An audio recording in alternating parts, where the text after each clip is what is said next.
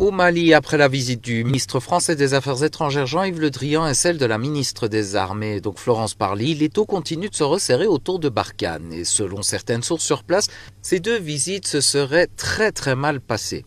La France a voulu imposer ses conditions et ses lois, mais cela n'a pas fonctionné, comme Paris le prévoyait. Sur la toile, on peut voir donc beaucoup de discussions concernant un retrait de Barkhane, mais pourtant il est difficile de croire que Barkhane pourrait partir comme ça après tous les moyens qu'il a déployés jusque-là. Selon une source malienne, Jean-Yves Le Drian aurait tenté avec une enveloppe de faire plier les Maliens, mais cela n'a pas fonctionné. Florence Parly a essayé de faire de même en concrétisant des accords de défense unilatérales, mais c'était aussi un échec et pourtant la France ne veut pas lâcher le Mali comme ça.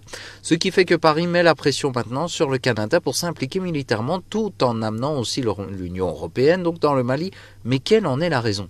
Selon un article paru sur la toile, le Mali serait un immense potentiel pétro-gazier qui pourrait même ne jamais être mis en valeur tellement qu'il est immense.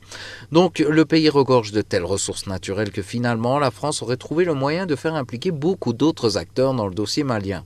La population malienne est d'ailleurs bien consciente que le pays regorge tellement de ressources qu'il pourrait sortir de toute cette crise économique en mettant en place donc un système de partage efficace. Mais ce que l'Occident ne veut toujours pas faire.